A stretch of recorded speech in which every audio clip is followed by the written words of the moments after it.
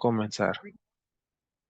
Puede que escuchen un poquito diferente el audio. Estamos en un lugar al que hemos usado los últimos meses, entonces una disculpa en caso de que se escuche un poco extraño. Pero bueno, vamos a comenzar con nuestros casos clínicos. En el primero de ellos, tenemos un masculino de 15 años de edad, actualmente estudiante de preparatoria.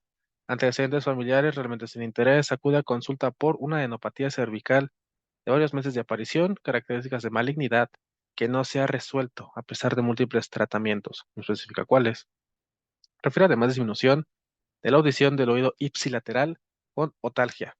Tú realizas una otoscopía y encuentras el siguiente hallazgo, que pues es esto, ¿no? Que se ve aquí. Entonces, ¿cuál sería tu diagnóstico presuntivo? ¿Un linfoma de Hodgkin, uno de no Hodgkin, un carcinoma nasofaringio o en su defecto un rhabdomiosarcoma?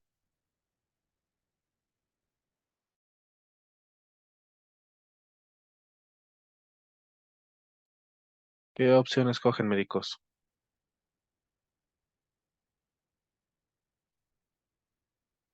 Claro, se va por linfoma de Hodgkin. ¿Alguien tiene algo más? Todos le dan al linfoma de Hodgkin. Alguien dijo carcinoma nasofaringio. Ok. Una cosa interesante. ¿Por qué sospechan del linfoma de Hodgkin? Por las adenopatías. Las enopatías. Ok, enopatía cervical de varios meses de aparición con la. Perfecto. Bueno, sale mal. En realidad es un carcinoma nasofaringio. Ahorita vamos a ver por qué. Pero en caso de que fuera ese el carcinoma nasofaringio, ¿cuál sería el tratamiento que ustedes indicarían?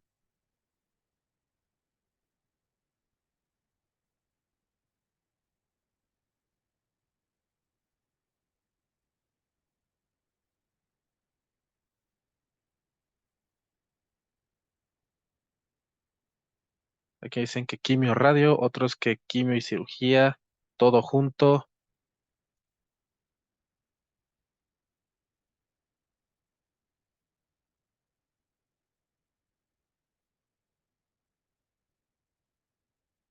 Son directamente por quimio y resección quirúrgica. Pues no, es quimio y RT.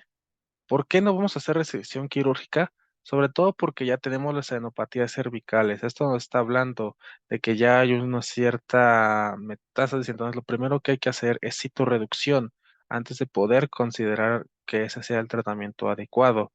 ¿Por qué no vamos a sospechar como tal de linfoma? Realmente por la edad sería algo un poquito probable. Sin embargo, no tenemos datos que nos orientan al linfoma o datos estrictamente de alguna neoplasmatológica, llámese pérdida de peso, fiebre, diaforesis nocturna.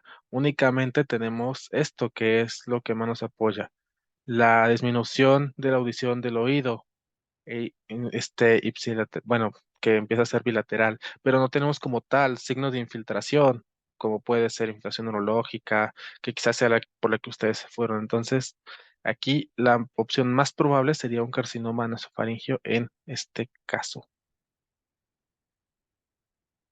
Vamos a ver el segundo.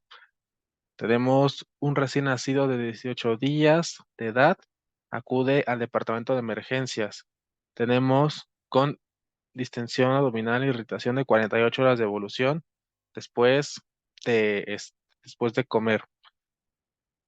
Tiene el apetito preservado, como tal no tiene rechazo a la alimentación y también tiene regurgitación habitual después de la alimentación durante la primera semana de vida, que ha incrementado. Se realiza, tuvo meconeurexis al día 7 de vida. Actualmente, un niño de 18 años pesando solamente 3.000 gramos, temperatura 36,2 grados centígrados, frecuencia de 125, respiratoria 28, saturando bien, está irritable. El abdomen con distensión, tiene un patrón vascular, está timpánico y también tiene borborismos. Con todos esos diagnósticos, ¿ustedes qué integran? Enterocolitis necrotizante, enfermedad de Hirschsprung, ilio meconial o atresia intestinal. Es un caso típico. Siempre nos preguntan esto. Bueno, también me tocó en el ENARM y hasta donde yo sé, sí ha salido muchas veces. Casi todos se van por enterocolitis necrotizante. algunos ya por enfermedad de Hirschsprung. ¿Por qué creen que sería enterocolitis necrotizante? ¿Cuál es el dato que les salta o por qué creen que es ese?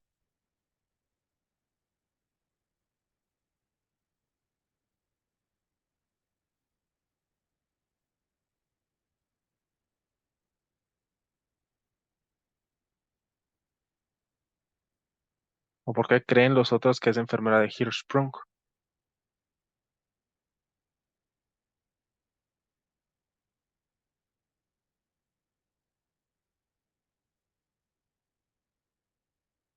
No, ¿nadie?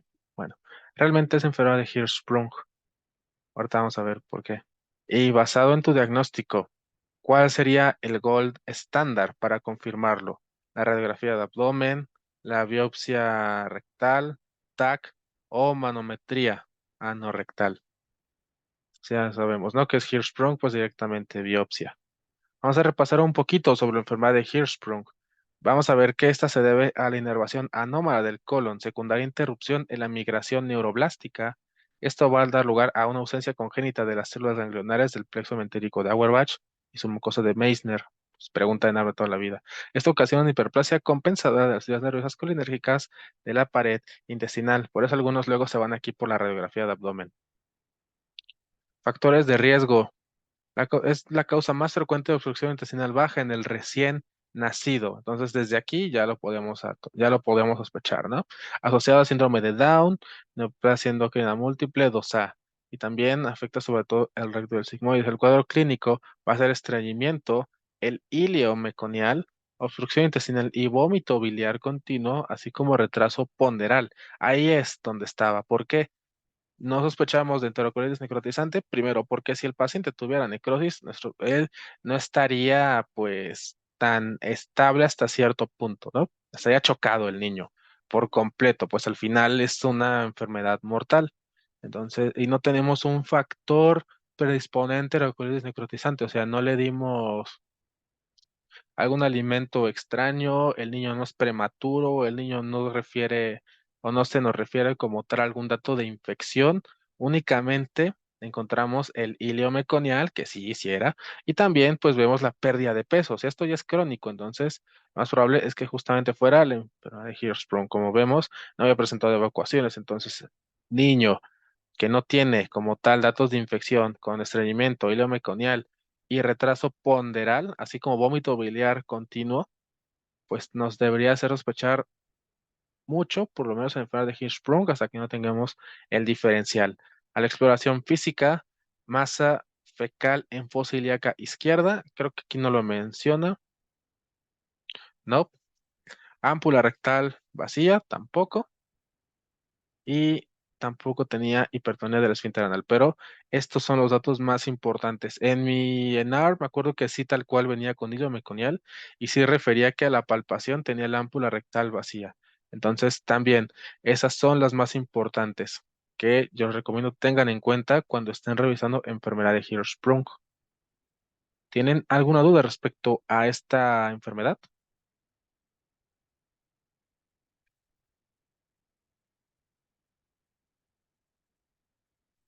Súper, le seguimos. Vamos a ver, acude a consulta un lactante de 11 meses de edad quien es llevado por su madre por haber iniciado con lesiones en área del pañal desde hace 5 días. Sin embargo, no había podido ir a la consulta por motivos económicos. Pasa en la vida. La madre comenta notar al menor irritable y cuando cambia su pañal lo nota incómodo y llora al tocar la piel afectada. Se le interroga sobre la aplicación de lociones, cremas u otro producto en el área afectada, negándolo. Comenta el cambio de pañal cada que lo ve conveniente, 1 o 2 veces al día. A la exploración física, usted se encuentra con área eritematosa, exfoliaciones, pápulas eritematosas de evolución aguda, zona glútea, labios mayores y pubis, o sea que es niña, de la menor, sin otro tipo de hallazgo, por lo que sea el diagnóstico de dermatitis irritativa en el área del pañal. Ok, nos dieron el diagnóstico. En base a su diagnóstico, ¿cuál sería el manejo de esta paciente? Cambio del pañal en cuanto a orina o defeque, aseo del área del pañal, aplicación de pasas de barrera en área irritativa, aplicación de crema lubricante en toda el área del pañal, cambio de pañal en cuanto a orina o defeque el paciente, aseo del área del pañal, aplicación de pasas de barrera, crema lubricante, nistatina, solución oral una gota cada 8 o 7 días, o sol tópico, cambio de pañal cuando orine, aseo del pañal, aplicación de pasta de barrera irritativa, aplicación de crema lubricante en todo el área del pañal, esteroides tópicos de baja potencia por 3 días, o ya de plano lo refieren al segundo nivel porque entraron en pánico. Ahora se van por la B, cambio de pañal en cuanto orine y aparte le vamos a dar un antimicótico. Otros dicen que únicamente cambio del pañal y aplicación de crema lubricante en toda el área del pañal.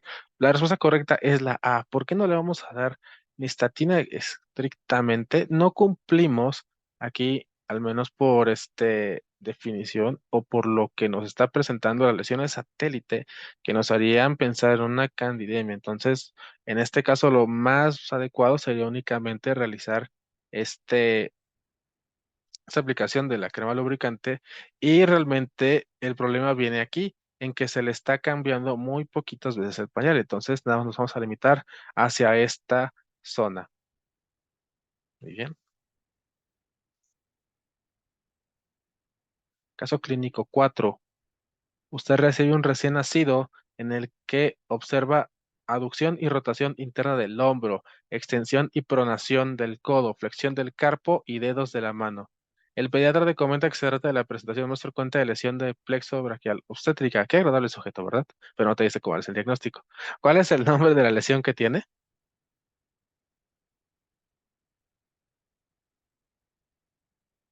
Síndrome de Duchenne-Erb, ¿no? Estamos todos completamente de acuerdo. ¿Y cuál es el área afectada? De C5 a C6, de C8 a T1, C5 a T1 o C6 a C7.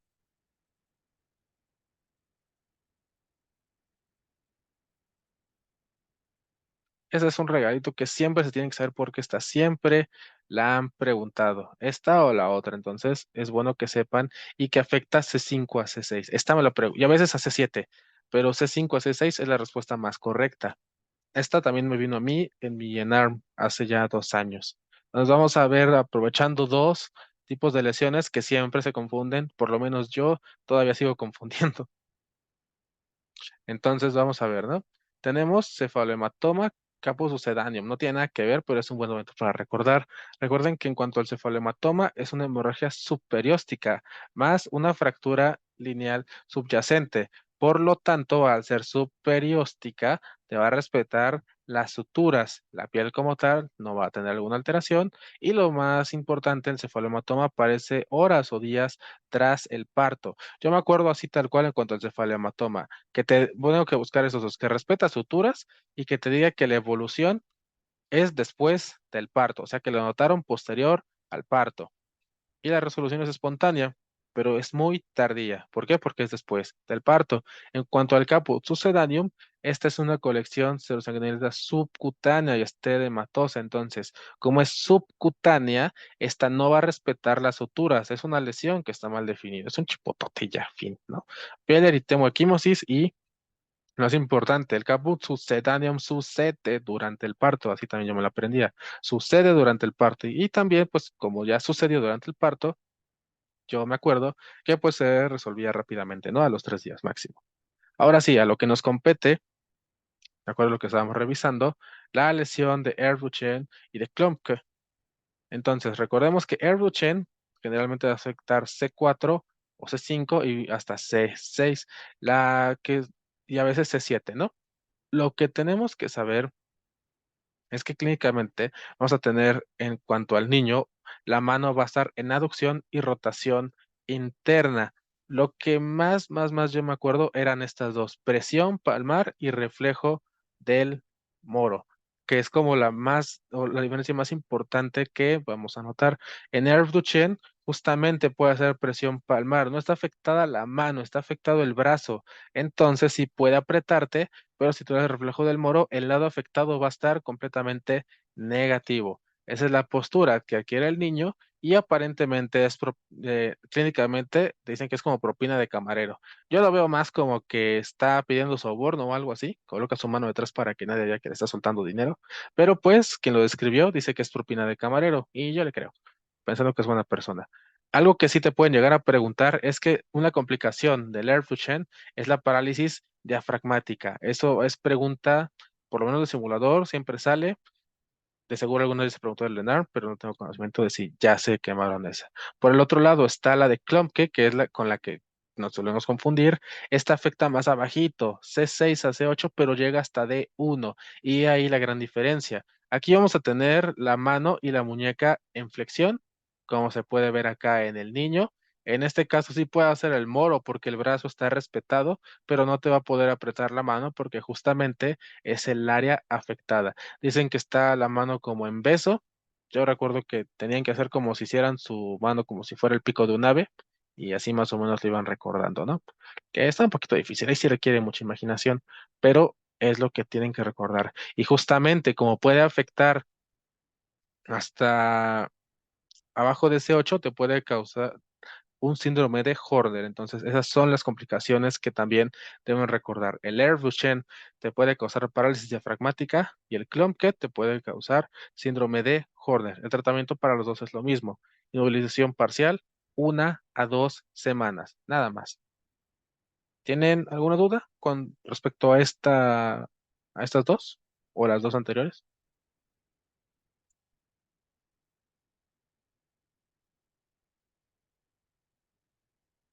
Sale, seguimos. Parece que vamos rápido, pero ahorita se viene lo difícil, ¿eh? Tenemos una niña, nace con rostro aplanado y también con octopus. Tiene, perdón, problemas con el audio. Vamos a ver. Upward slanting eyes, an extra skin fall at the medial aspect of the eyes, a large tongue and small ears. In addition, the newborn is hypotonic. You suspect genetic abnormality. Gracias a Dios, ¿no? Que no es hipotiroidismo.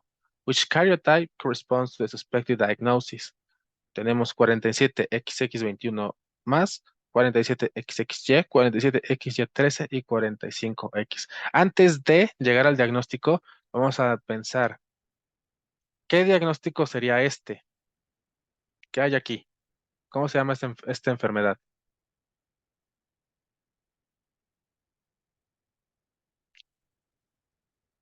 Justo, síndrome de Down. Esta de acá, la C,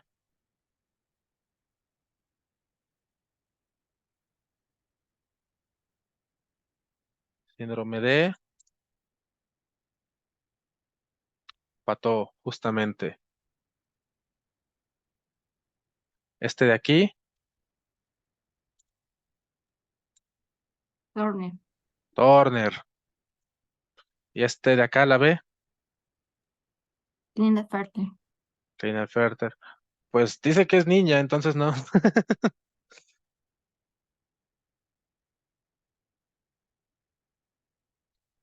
Pero bueno, vamos a dejarle como que sería síndrome de Klinefelter, ¿no? Creo que no sé si se escribe así. Klinefelter. Bueno, no importa. Hagamos de cuenta que se escribe así. Ok, entonces, de acuerdo a todo esto, ya tenemos, ¿no? Que nuestro paciente tiene la cara aplanada, tiene alteraciones oculares, tiene incluso un, este, una, un anexo en la piel alrededor de los ojos, tiene macroglosia y tiene orejas pequeñas, además de que está hipotónico. Pues esto es clarísimo, ¿no? Estamos ante un caso de síndrome de Down. Eso no queda la menor duda. Las preguntas en inglés del ENAM realmente son así. O sea, solamente tienes que tratar de entender qué te están pidiendo. Son preguntas muy sencillas. Nunca les van a poner algo así súper complicado que requiera gran abordaje. Solo quieren como que asegurarse de que más o menos pueden entender de qué va la enfermedad. Entonces, aprovechando para practicar un poquito, ¿no? De genética.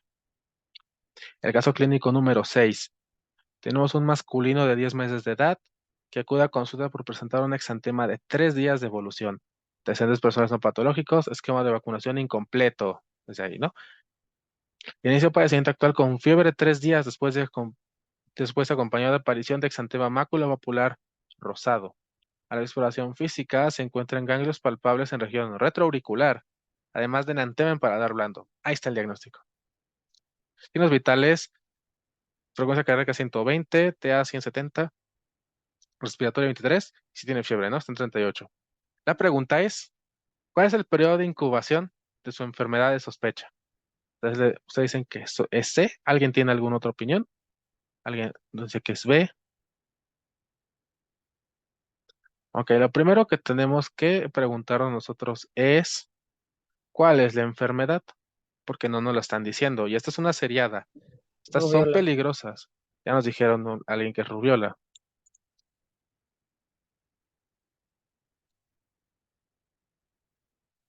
¿Alguien piensa que sea sarampión? ¿Alguien cree que sea exantema súbito? ¿Alguien cree que sea escarlatina? ¿O todos coincidimos en que es rubiola? Sería rubiola por el que son retroauriculares, los ganglios. Es como clave en la rubiola. Así es. Bueno, yo sí me la aprendí también. Y tal cual así, creo que así me vino bien, bien ARM, con la aparición de los ganglios retroauriculares y aparte el exantema macular, perdón, con en el antema en paladar blando. Entonces, justamente sería rubiola. Ahora que ya tenemos el diagnóstico, vamos a ver que se equivocaron en el periodo de incubación. Por eso les hacía la pregunta.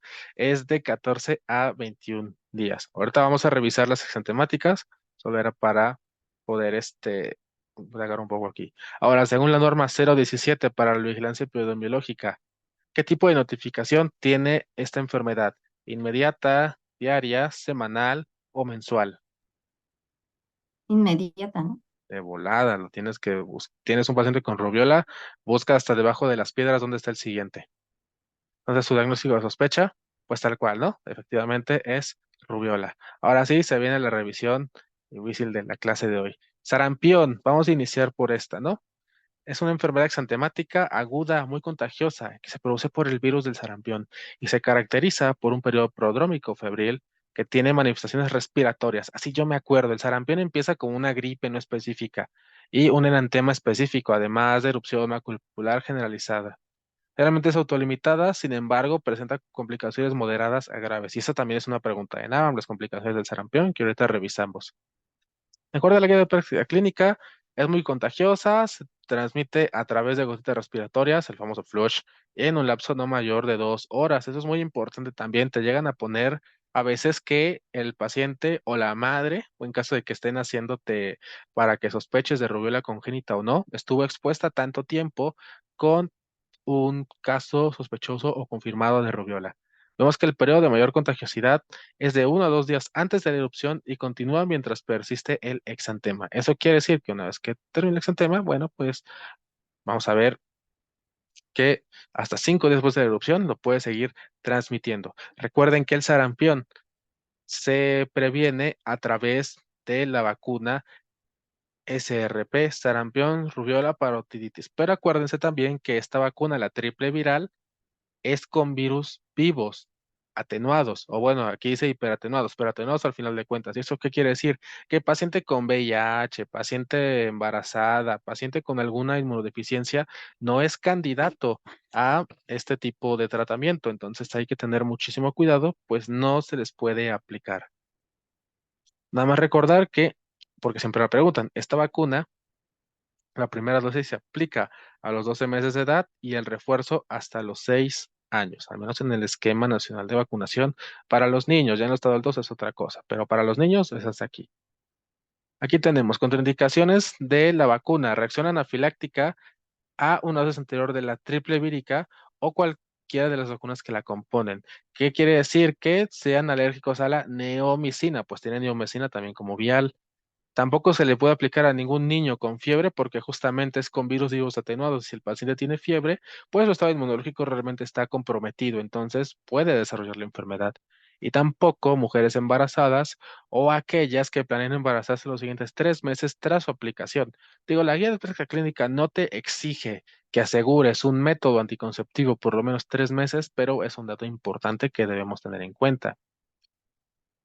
Vemos en cuanto a los efectos adversos, porque se ha llegado a preguntar, del 5 al 15% de los lactantes que reciben la vacuna pueden tener fiebre dentro de 7 hasta 12 días después de la aplicación de la vacuna y no por eso quiere decir que ha desarrollado la enfermedad, sino que es una reacción directa al vial.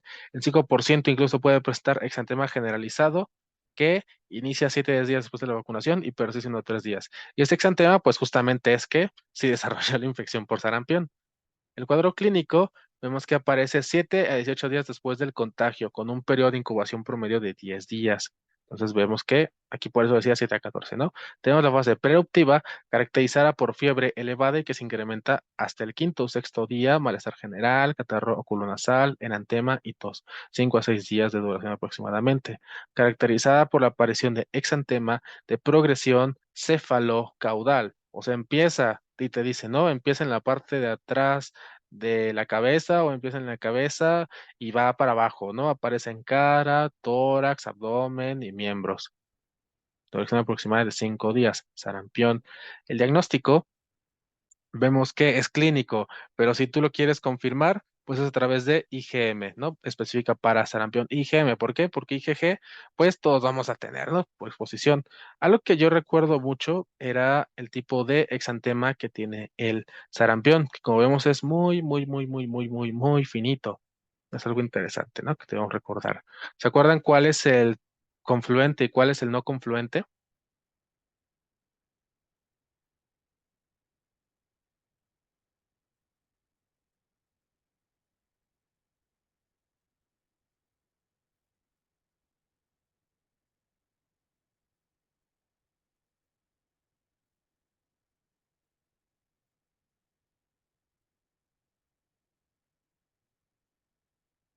¿No? ¿Cuál de las enfermedades exantemáticas tiene un exantema confluente y no confluente?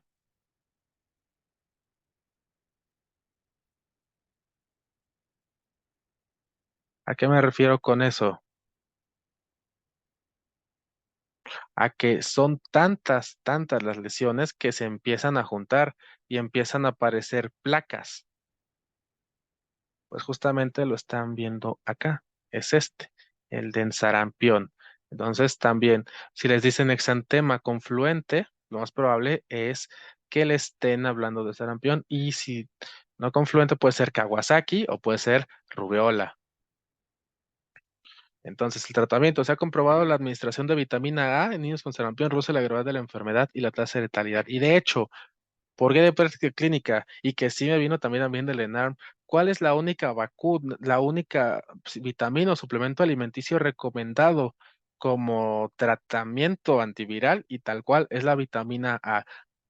Se supone que tiene beneficios en cuanto al desarrollo, a la respuesta inmune y que ha demostrado mejorar la mortalidad, pero estrictamente el mecanismo fisiopatológico no lo conozco. El tratamiento del sarampión, entonces vitamina A y también tratamiento de soporte. Recuerden que el sarampión puede ocasionar depresión del sistema inmune. Entonces, una complicación importante del sarampión es el desarrollo de neumonía. ¿Por qué? Pues porque justamente te tumba la defensa y como afecta a la vía respiratoria sobre todo, pues permite la translocación bacteriana o la colonización y posteriormente infección a este nivel. Entonces, también esa es una complicación que siempre se ha preguntado en cuanto a sarampión, la neumonía adquirida en la comunidad. Hablando de rubiola, y vean justamente, ¿no? Que en rubiola las lesiones son mucho más espaciadas, no están confluyendo, no son placas. Es una enfermedad infectocontagiosa causada por el togavirus. Pregunta de NARM de toda la vida. ¿A qué grupo pertenece la rubiola? Togavirus. ¿Por qué? Porque siempre te ponen flavivirus, togavirus, rotavirus y no sé qué cosa. No sé cuál es la obsesión de todos todo el tiempo. También me la preguntaron en infecto, me lo preguntaron en micro, me la preguntaron en un examen de admisión al hospital de interna. No sé cuál es la obsesión de la gente por preguntar que si la rubiola es o no togavirus, pero pues como esa ya me la sé de tanto que me la hicieron, siempre la tengo bien. Entonces, del género rubivirus es la fácil, ¿no? Un solo serotipo, se transmite también por vía respiratoria y su principal característica es una leve erupción maculopapular, leve, no confluente.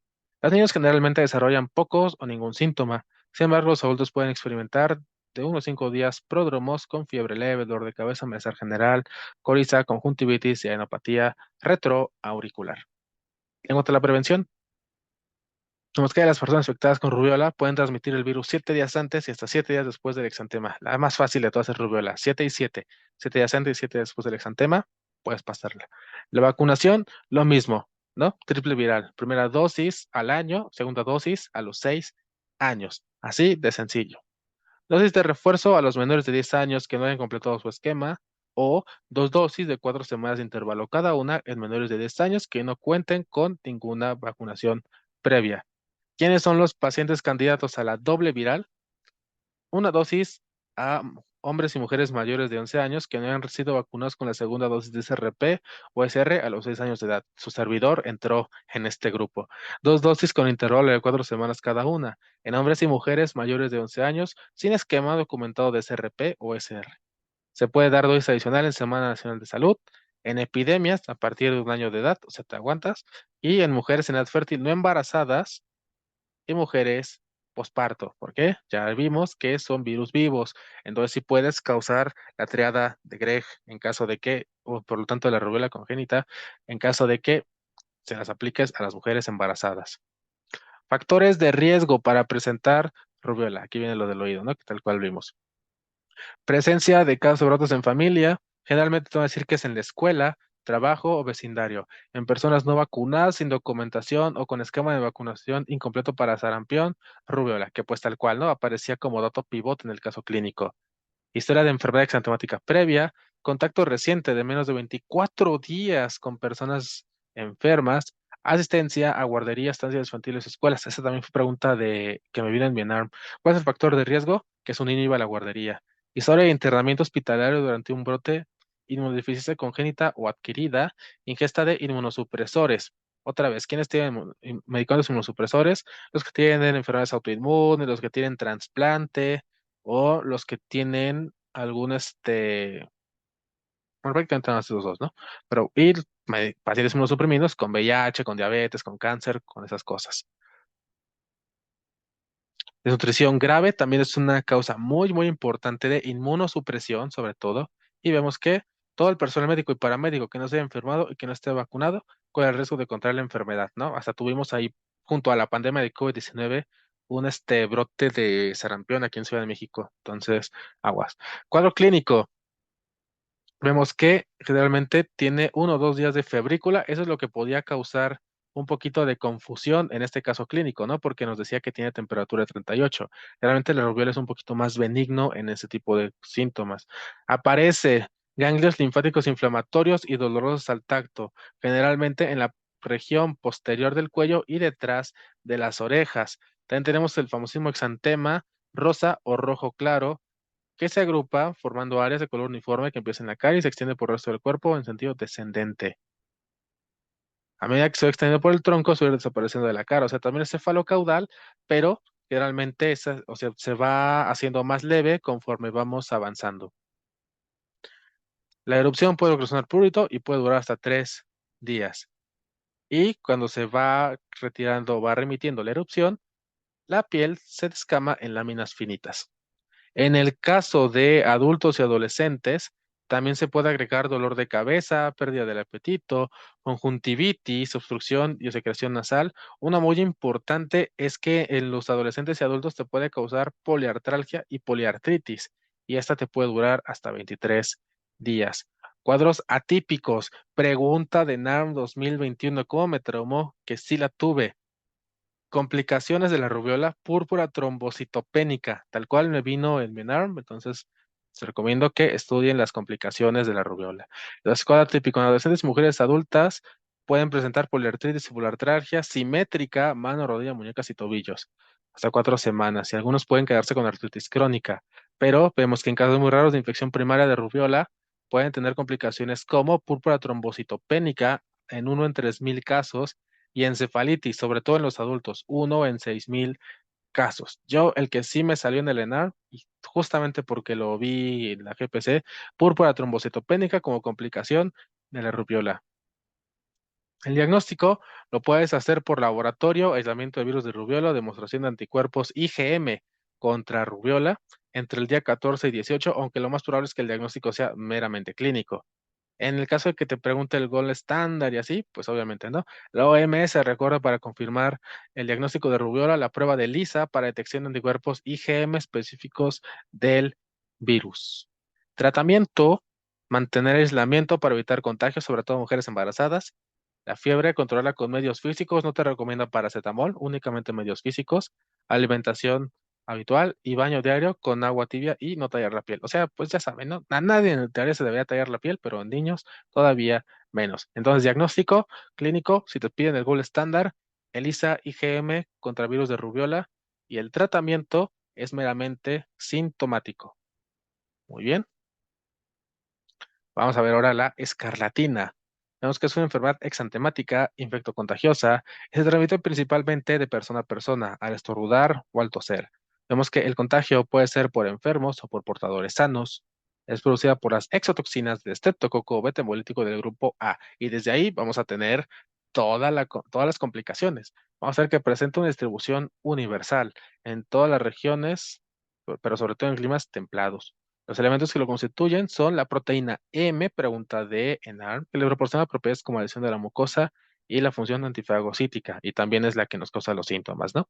Factores de riesgo, infecciones faringias, pero también puede ser por heridas o quemaduras que se infecten por estreptococo. Es común que en el ENAR te pongan que realmente no viene por un cuadro de faringitis, sino por una quemadura de segundo o tercer grado. En México, aparece con una frecuencia de invierno y en climas templados. Vemos que a los 10 años de edad, hasta el 80% de los niños ya desarrollaron anticuerpos protectores contra las exotoxinas del grupo estreptococo betamolítico del grupo A. Y vemos que la escarlatina va a cerrar en menos de 2 años, sobre todo por la presencia de anticuerpos maternos. Pregunta interesante, ¿de dónde vienen esos anticuerpos maternos de los que nos están hablando?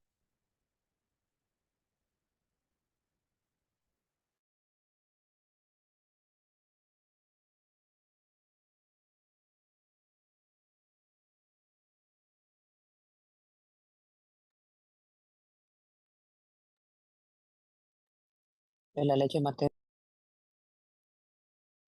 Justo, de la lactancia, ¿no? Porque hasta los 2 años es cuando ya se le retira por completo. Entonces, también por eso es un poquito raro y también va a ser raro que sus niños o los casos clínicos con escarlatina aparezcan antes de los 2 años de edad.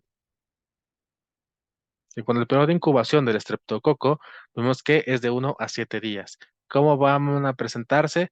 Fiebre mayor de 39,5 grados centígrados, o sea, es un golpezote, el niño sí está ardiendo. 2 a 4 días como síntoma inicial y disminuye paulatinamente, además de odinofagia.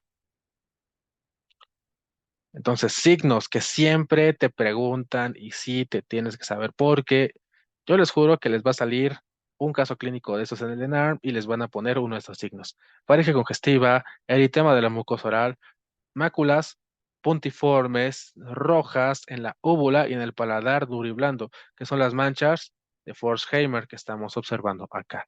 Entre el día 1 y 2, también una capa blanca en el dorso de la lengua. Las papilas se encuentran enrojecidas y aumentadas de volumen. Y después esta desaparece dejando papilas rojas, que es la lengua de frambuesa. Entonces acuérdense, en escarlatina, primero tienes tu lengua blanca y después la lengua de frambuesa, además de aenopatías. Y pues el exantema, ¿no? Que empieza a generar por todo el cuerpo. Vemos que este exantema aparece 2 a 48 horas después de la aparición de la fiebre. Eso es dato clave. Son lesiones maculopapulares de color rojo que aparentemente le describen como piel de gallina y la textura va a ser áspera. Igual es cefalocaudal, inicia en las orejas, después en el pecho, las axilas, abdomen y miembros torácicos y pélvicos. Pues aquí se extiende el tronco y extremidades a 24 horas. Estas se van a acentuar en los pliegues de la piel, como vemos aquí, principalmente en el cuello, axilas, fosa anterocubital, y aquí aparece otro signo muy importante. La ruptura de los capilares hace aparecer líneas de color rojo o las famosísimas líneas de Pastia en los pliegues del brazo y de la ingle. ¿Dónde están las líneas de Pastia entonces? Aquí, en los pliegues. Persiste 1 o 2 días después de la resolución de la erupción generalizada. Puede presentar palidez peribucal, el famosísimo triángulo de la muerte, o también la puede recordar como palidez, como que el exantema respeta esa área peribucal Y vemos posteriormente descamación de la piel, principalmente axila, ingle, punta de los dedos de pie y manos, que es lo que estamos viendo acá, ¿no? 7 a 10 días después de la resolución del exantema y puede continuar por hasta semanas. En cuanto al laboratorio, el gold estándar, pues obviamente, ¿no? El exudado faríngeo. Vemos que tiene sensibilidad del 90% para detectar la presencia de estreptococo del grupo A betemolítico. Sin embargo, puede que hasta el 10% de la población, que es el 10% que nos faltaba acá, pues sea un portador sano del estreptococo betemolítico, lo cual es totalmente normal. Vemos que en la escarlatina puedes presentar leucocitosis 12.000 o 16.000 con diferencial de polimorfonucleares. Y hasta en el 20% de los casos puedes encontrar eosinofilia como dato curioso, ¿no? El tratamiento es con penicilina, como vemos aquí. No existen datos documentados de estreptococo betamolítico resistente a penicilina. Sin embargo, también podemos dar cefalosporina de primera generación, cefalexina, como alternativa al tratamiento, siempre y cuando el paciente no haya presentado reacción anafiláctica a penicilina. Lo hace por reacción cruzada, que recuerden que hasta el 20% de las cefalosporinas pueden tener reacción cruzada con penicilina. En caso de reacción anafiláctica a penicilina, tu tratamiento de segunda elección va a ser eritromicina, además de reposo relativo, control térmico por medios físicos y antipiréticos únicamente en caso de no lograrlo con medios físicos. Y acuérdense que en niños es con paracetamol, nada de AINES y mucho menos con aspirina porque causa síndrome de Reye. Entonces, nada más, acuérdense que va así, penicilina es el tratamiento de elección, el 1.200.000 unidades, bla, bla, bla, bla, bla, ¿no? En cuanto a la varicela, una que personalmente yo no estudié para el ENAR, es una entidad de origen viral caracterizada por fiebre y exantema cutáneo generalizado. Vemos que hay 18 cepas de virus varicela zoster, que pertenece a la familia herpes virus de la familia alfa herpes generó varicela virus. Cosas importantes, conocer la definición de caso probable y de caso confirmado. ¿Por qué? Porque se van a preguntar en el ENAR. Esta me vino a mí también. Cuando una persona presenta cuadro clínico compatible con varicela, pero no hay antecedente de haber estado en contacto con una persona que se le haya diagnosticado varicela o herpes zóster por médico durante los 21 días previos al inicio del cuadro clínico en personas inmunocompetentes o 28 en personas inmunocomprometidas. Ok, entonces, caso probable. Tienes un cuadro compatible con varicela, pero no tienes el antecedente epidemiológico y tampoco tienes positividad a prueba diagnóstica para varicela. A diferencia de un caso confirmado, que es cuando tienes un cuadro clínico compatible con varicela y alguno de los siguientes. El antecedente epidemiológico confirmado, el antecedente de ser receptor de trasplante de donador que hubiese tenido varicela en algún momento de su vida, esta yo no me la sabía, y positividad a prueba diagnóstica, ya sea por prueba de SANC, detección de virus en cultivo viral, serología IgM, IgG elevada, PCR o anticuerpos fluorescentes contra varicela. Eso es lo que siempre les comentaba. Caso probable, cuadro clínico, pero sin prueba de laboratorio confirmatoria. Caso confirmado, cuadro clínico y prueba de laboratorio confirmatoria. Es todo lo que tienen que saber, por lo menos en los dos espectros. Ya hay otras variantes dependiendo de la enfermedad, pero que ustedes sepan estas dos, ya están del otro lado.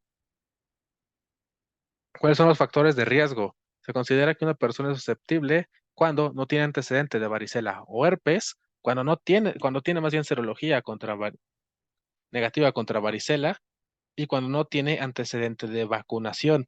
Entonces, el factor de riesgo para tener varicela es que no te hayas vacunado contra la varicela y que nunca te haya dado varicela. Se considera persona inmune a varicela aquella que ya fue diagnosticada de varicela por médico, que ya tiene serología positiva contra varicela, que se le haya aislado varicela en alguna muestra de laboratorio o con esquema vacunal completo. Varicela es lo importante. No estamos hablando de herpes zóster o de zóster propiamente, solamente de varicela. Entonces, historia de la enfermedad, vemos que el tiempo de exposición necesario para adquirir la varicela en niños susceptibles de 5 minutos a 1 hora con exposición cara a cara y en el personal de salud de más de 15 minutos cara a cara o haber estado en la misma habitación del paciente por más de 60 minutos. Para los que van a pediatría y no les haya dado varicela, tengan mucho cuidado. El periodo de incubación es de 10 a 21 días y una persona con varicela será contagiosa 2 días antes de la aparición del exantema hasta que todas las lesiones se encuentren en fase de cicatriz. Pregunta de NARM de toda la vida. Y sin que aparezcan lesiones nuevas durante más de 24 horas, lo cual se presenta aproximadamente de los 4 a los 7 días posteriores al inicio del exantema. Vamos a ver que se pueden observar también simultáneamente todos los temas evolutivos, y esto nos da el famosísimo patrón en cielo estrellado, ¿no? O sea que vamos a tener pápulas, vesículas, pústulas y costras. Estas se desprenderán entre de 1 a 3 semanas, dejando una base rosa ligeramente deprimida. Y pueden persistir cicatrices en sacabocados, pero está en caso obviamente de que causen lesión a la dermis, que lo más probable es que sea por traumatismo autoinfligido. Pero bueno, también puede ser que la misma erupción sí lo cause, ¿no? Pero bueno, los criterios diagnósticos del laboratorio de varicela son antígenos del virus de la varicela por PCR, anticuerpos fluorescentes o cultivos virales, elevación de 4 veces los niveles de IgG contra varicela entre la fase aguda y la fase convaleciente, y positividad de IgM contra varicela. Datos muy, muy, muy importantes. Complicaciones. Preguntas de NARM de toda la vida. Las complicaciones serán más frecuentes en este tipo de pacientes, pacientes de 1 año de edad o, si no, con más de 14 años de edad. También, ¿no? ¿Por qué? Pues por la respuesta inmune que va a generar el adolescente y el adulto, que es lo que puede causar estas complicaciones. Ancianos, hijos de madre con varicela en periodo perinatal, inmunodeficiencias adquiridas o congénitas, pacientes con enfermedades crónicas, cutáneas, renales o pulmonares, pues el zóster puede reactivar, o más bien, propiamente están inmunosuprimidos, entonces de ahí viene. Niños con tratamiento crónico con salicilatos, Reyes, y te equivocaste y ya le tronaste, malnutridos y embarazadas. Las complicaciones de la varicela van a ser infrecuentes e infrecuentes. Las frecuentes son otitis media, infecciones de la piel, pétigo, obviamente, ¿no? Porque te estás rascando y se te petiginiza. No sé si ese verbo realmente exista, pero así le decimos en medicina, y también tejidos blandos. También puede provocar neumonía, bacteremia, ataxia cerebelosa, que pues ya, y también encefalitis, así como hepatitis subclínica. Entonces es peligroso. La varicela sí te puede causar encefalitis y también te puede causar daño en cerebelo, y esa es de las frecuentes. Ya dentro de las infrecuentes, que son las que te suelen preguntar, te puede causar una artritis piógena, osteomielitis, meningitis, mielitis, vasculitis, síndrome de Guillain-Barré, trombocitopenia, coagulación intravascular diseminada, púrpura, miocarditis, pericarditis, una muy importante, pancreatitis, nefritis y síndrome de Reye. Pues prácticamente todas es como el trigger o lo que activó una respuesta autoinmune, que no necesariamente fue por Epstein-Barr, también parece ser que varicela zoster puede ocasionar esta alteración. Entonces, también hay que tenerlo muy en cuenta. Igual el tratamiento es meramente sintomático. Baño diario, compresas frías y, de acuerdo a la GPC, baños con harina de avena oleosa. Yo no sé qué es eso, pero lo dice la GPC. ¿Cuáles son las indicaciones de aciclovir para pacientes con varicela? Otra vez, varicela, no estamos hablando de zóster ni ninguna otra cosa parecida. Se le debe dar aciclovir a los pacientes que hayan tomado esteroides orales o inhalados en las últimas 2 semanas, por la razón que ustedes quieran, ¿no? Por alergia, porque tienen asma, por rinitis, por lo que sea.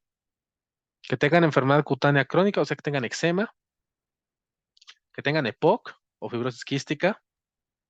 Y en adolescentes mayores de 13 años de edad, puede disminuir las complicaciones.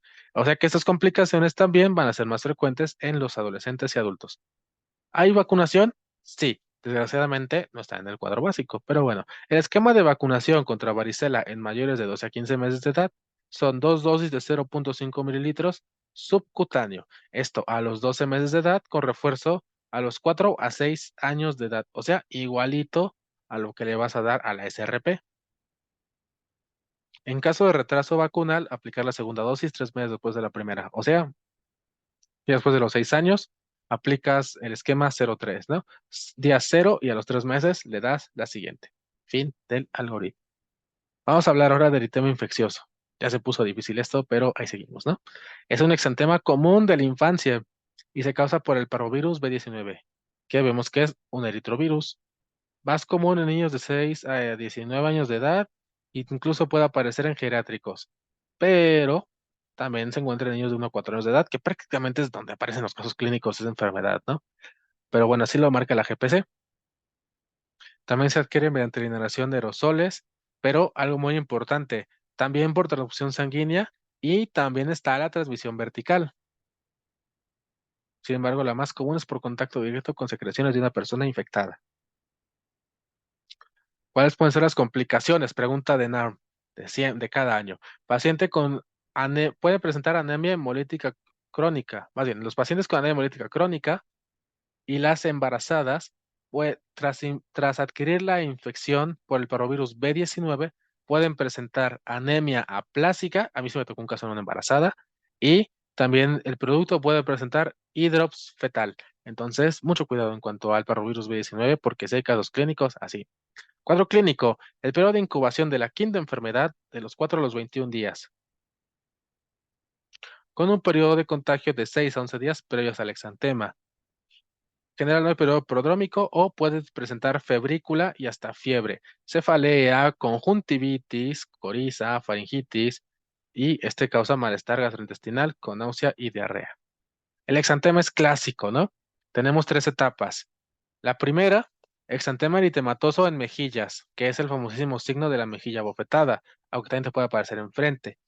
Vemos que es un exantema no doloroso, con incremento de la temperatura local y además de, otra vez, respeta el área peribucal, pared peribucal. Después tenemos el exantema popular distal y simétrico en troco y en las piernas, con apariencia de encaje. Recuerdo alguna vez cuando yo me preparaba para el ENARM, ver que decían que la forma fácil de recordar que era en encaje es pensar justamente el encaje de las blusas de las mujeres, ¿no? Que, este aditivo, pues generalmente va a la altura del hombro. Entonces, pues ahí es donde tienes la apariencia de encaje. Y finalmente la tercera etapa vemos que erupción recurrente hasta por varias semanas. Los la intensidad de aparición de erupción son más notorios con diferentes factores, como puede ser luz solar, calor, frío o el estrés. Otra cosa, ¿cómo se le llama a este tipo de exantema? ¿Qué forma refieren que tiene? ¿Se acuerdan? Tiene una forma específica. Digo, ya vimos que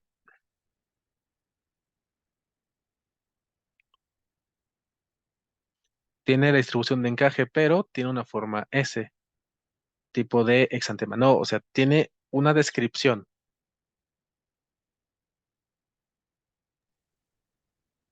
Maculopapular con flan.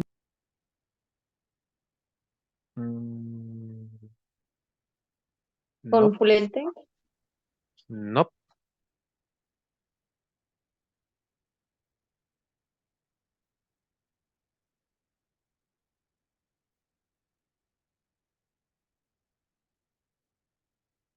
Bueno, vamos a continuar, ahorita lo recordamos. El diagnóstico. La búsqueda de IgM específico de parvovirus B19 está indicada en pacientes inmunocompetentes. Eso es importante. Estos van a permanecer elevados durante 2 a 3 meses después de la infección aguda. Y vemos que los títulos de IgG son menos útiles, pues solo indican prevención por inmunidad. El tratamiento, recuerden que es autolimitada. Entonces, pues nada más tenemos que dar tratamiento de soporte. Ya si nos dan hemioplásica, pues chin, ahí ya tendríamos que apoyarnos con hematología justamente para poder tratar esa enfermedad, pero realmente nada que hacer. Entonces, datos interesantes de eritema infeccioso. Acuérdense que que la vía de transmisión puede ser por inhalación de aerosoles, pero no dejen o no pierdan de vista la transfusión sanguínea y también la vertical. Recuerden que que en los pacientes que tienen ya inmunodeficiencia puede causar anemia plástica y y en el niño puede causar, bueno, en el producto o en el feto puede provocar hidrops fetal. Tiene un cuadro pues muy en específico, pero que les puede apoyar la febrícula, que tienen cefalea, que tienen coriza, conjuntivitis y coriza, que se puede confundir un poquito con sarampión, pero que tienen coriza para hacer el diferencial. Y ya después, ¿no? Que aparece la mejilla bofetada y el exantema en encaje. El diagnóstico es clínico, si les preguntan el gol estándar o el confirmatorio es por IgM contra parvovirus B19 y el tratamiento meramente sintomático. Ahora sí, el exantema súbito, que es el último, ¿no? caracterizada por el herpes virus tipo 6. Vemos que más de la mitad de los niños llevan a estar infectados al año de edad y casi todos a los 3 años. Este se transmite por secreciones respiratorias a individuos asintomáticos. ¿Qué quiere decir? Que toda la vida vamos a tener como tal, toda la vida vamos a estar nosotros exhalando o transmitiendo el herpes tipo 6, pero pues lo tenemos bajo control, entonces no nos hace nada. Vemos que se transmite por secciones respiratorias y los niños la transmiten durante el periodo febril y hasta una semana previa. El cuadro clínico que vamos a tener aquí: aparición de fiebre súbita sin otros síntomas, que dura 3 a 5 días. El dato clásico del exantema súbito que tienes que aprenderte es que cuando la fiebre desaparece, tienes lesiones rosáceas que van del cuello a las extremidades. Así lo tienes que buscar en tu cuadro clínico. Niño de 1 año de edad que aparece con exantema maculopapular, si tienes suerte te dice rosado. Más bien, niño de 1 año de edad con fiebre, desaparece la fiebre, aparece exantema maculopapular rosado de cuello, extremidades. Ese es el exantema súbito. Vemos que son máculas eritematosas en forma de almendra. Dato súper importante. Exantema súbito es en forma de almendra. Ese te lo tienes que saber de memoria. Y también te pueden aparecer pápulas eritematosas en paladar blando y úvula, que son las famosísimas manchas de Nagayama. Todas estas, recuerda, aparecen después de la fiebre. O sea, otra vez, niño de 1 año de edad con fiebre, desaparece la fiebre y se complica. Así yo me acordaba. ¿Por qué? Porque le aparece el exantema en forma de almendra y aparte le aparecen las manchas de Nagayama. El diagnóstico: vemos que debe sospecharse en lactantes o preescolares con fiebre elevada, complicación del exantema súbito, crisis convulsiva, incluso pueden aparecer antes de la aparición del exantema. Y tal cual lo viene aquí en la GPC, ¿no? La clave del diagnóstico es la presencia de fiebre alta que desaparece súbitamente cuando aparecen lesiones dérmicas. No lo digo yo, te lo recomienda la GPC.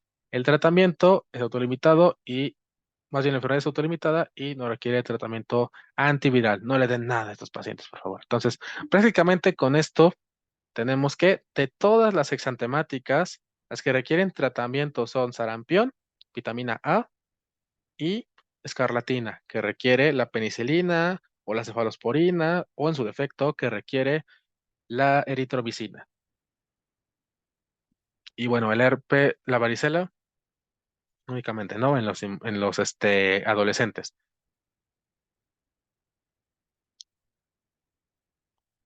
Muy bien. ¿Alguna duda con respecto a estas enfermedades exantemáticas?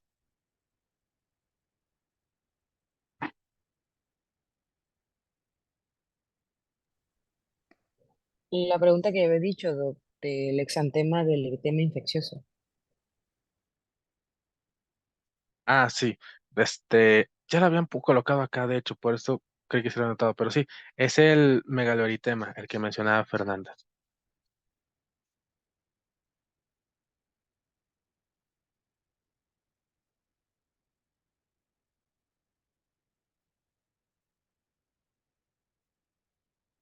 Entonces, igual, recordar un poquito sobre los eritemas. Sarampión es el confluente, rubiola, no confluente, escarlatina, bueno, este ni tiene como tal, ¿no?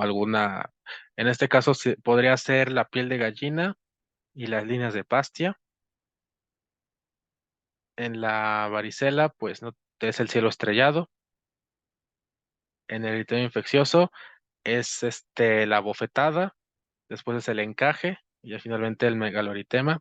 Y ya por último, en el exantema súbito, que es en forma de almendra. Bien, entonces téngalos todos esos en cuenta, porque también así se los pueden referir en su cuadro clínico. Muy bien. Y también preguntas de pediatría para los que van para allá, ¿no? Cuadro clínico 7. En la comunidad donde usted se encuentra realizando el servicio social, será encargada de la administración de vacunas, por lo que deberá conocer las vías de administración y sus indicaciones.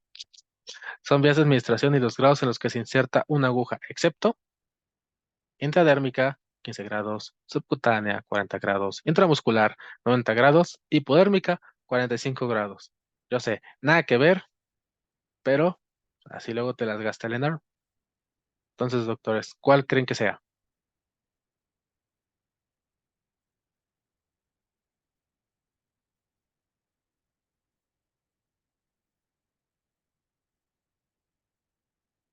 Justo, ¿no? La subcutánea no es a 45 grados. ¿Cuál es una vacuna de antígenos vivos atenuados? SRP, hexavalente, TDPA o anti-BPH.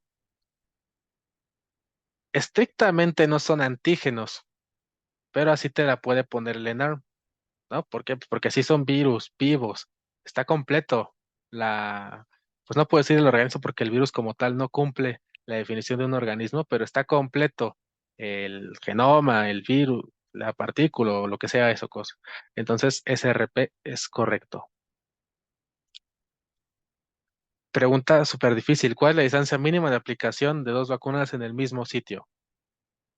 1.5, 2, 2.5 o 3 centímetros.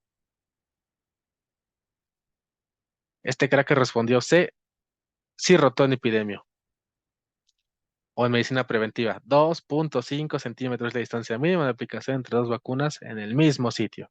Muy bien. Caso clínico 8. De libro. Les juro que les va a venir.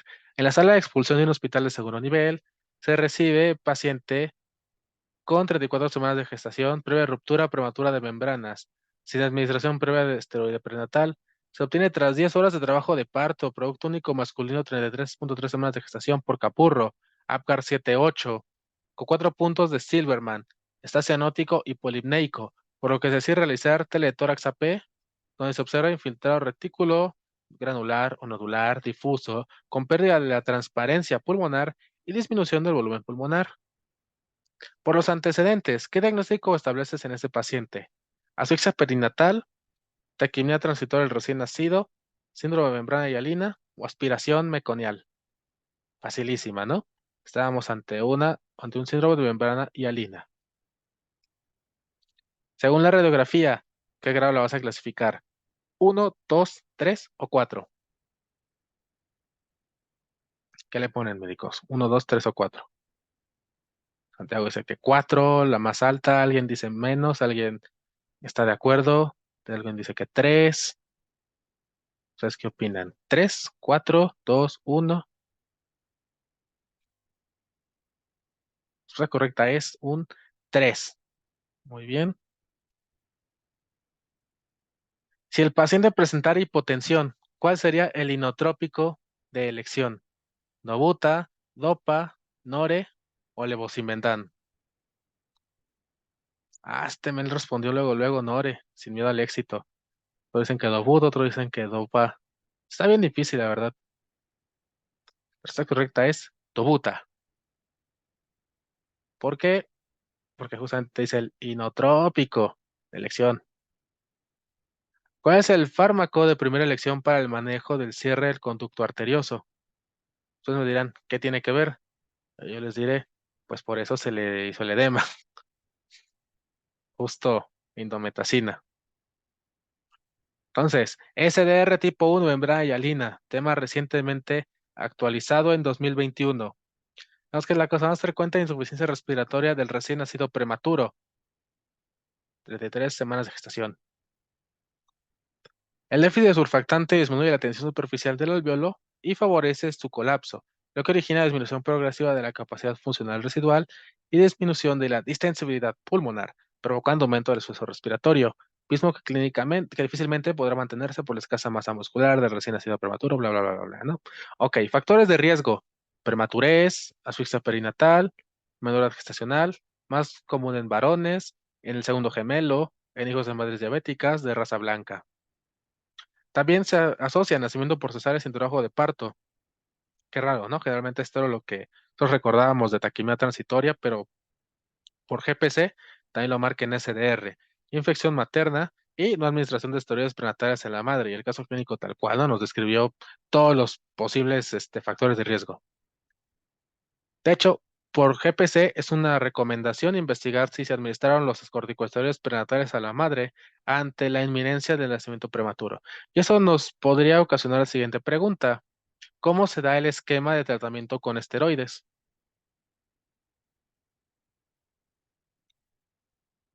¿Recuerdan? Tenemos dos, ¿no? ¿Qué y qué medicamentos tenemos? La Dexa. Uno es Dexa y el otro, La betametasona. Dexametasona. betametasona. ¿Cómo se da la betametasona?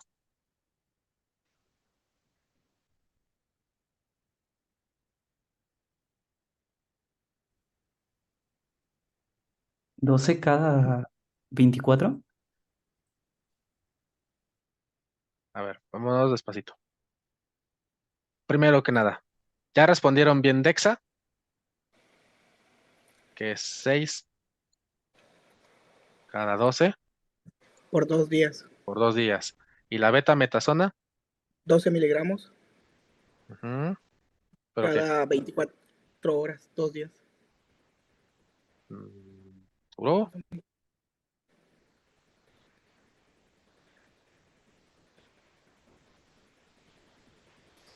Sí. Beta son 2, entonces, cada 12. No, son 12 miligramos. Al final tiene que darnos 24 miligramos en ambas. Justo está al revés, ¿no? Ujú. Y es correcto, te tienes que juntar al final 24, ¿no? Entonces, pues aquí lo tenemos. Pero entonces, ¿cuál está mal? La Dexa, ¿no? Porque son 4 cada 6, ¿no? Ahora sí ya está bien.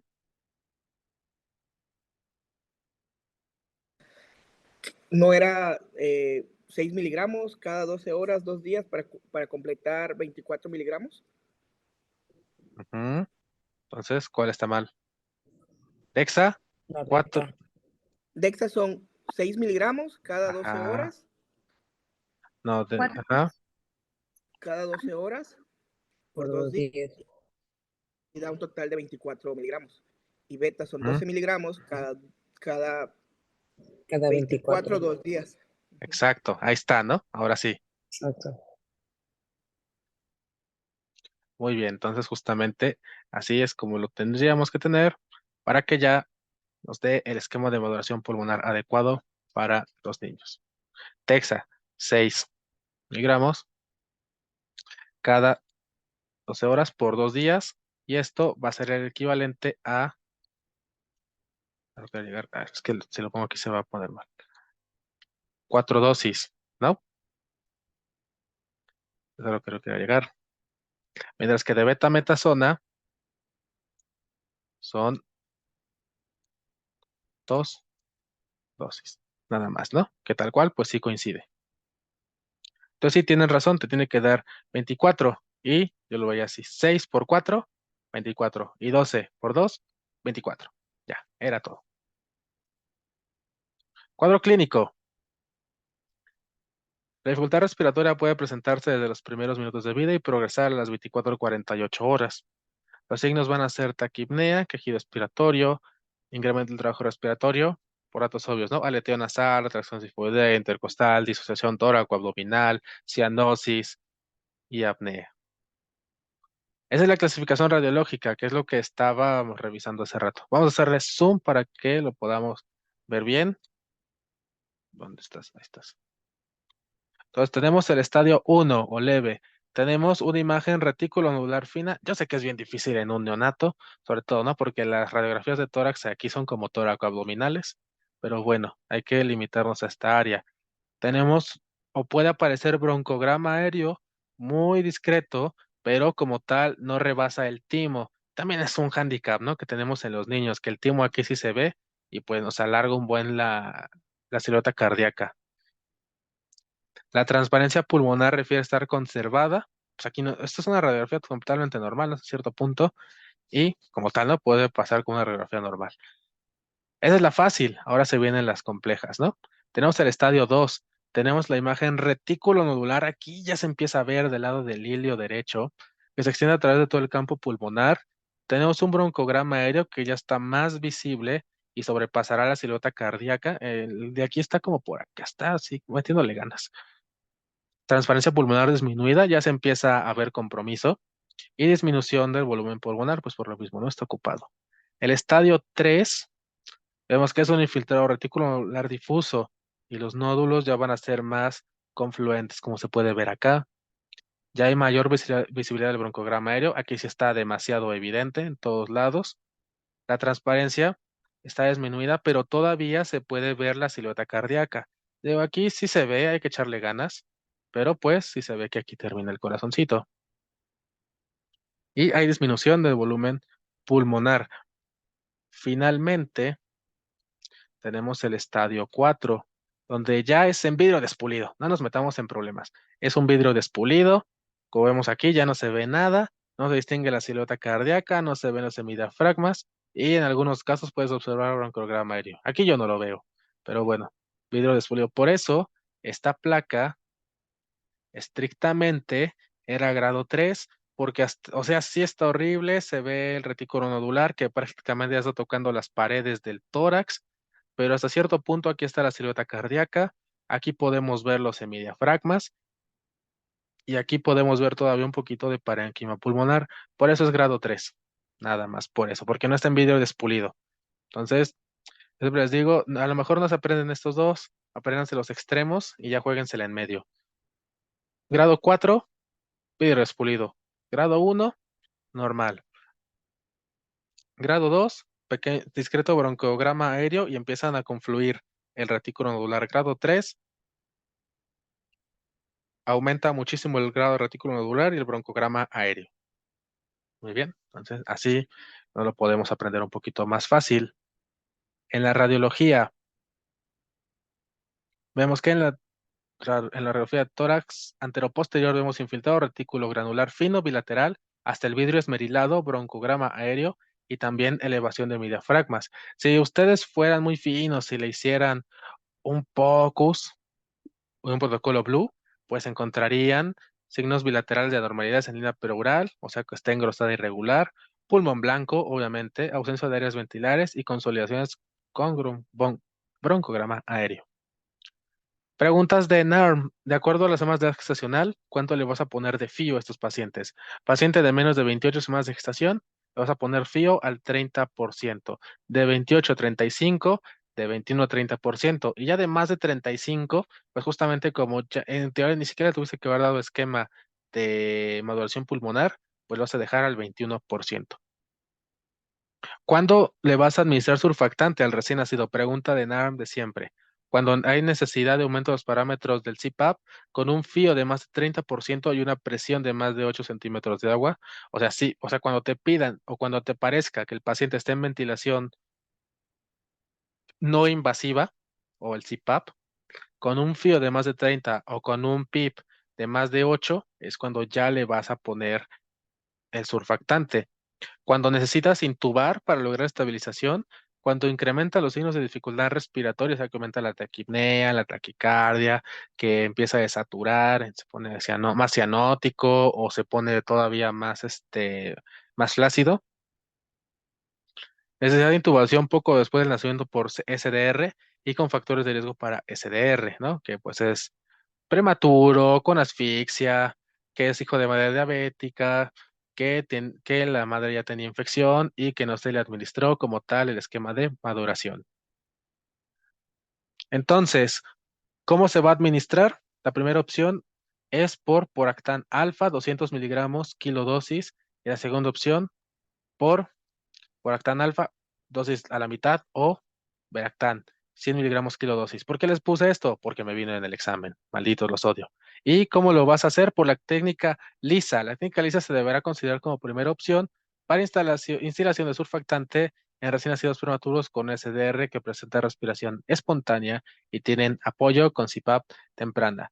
¿Cuándo no vas a usar surfactante por ninguna razón? Uno, anomalías congénitas incompatibles por la vida. ¿Por qué? No tiene beneficio, estás alargando su sufrimiento.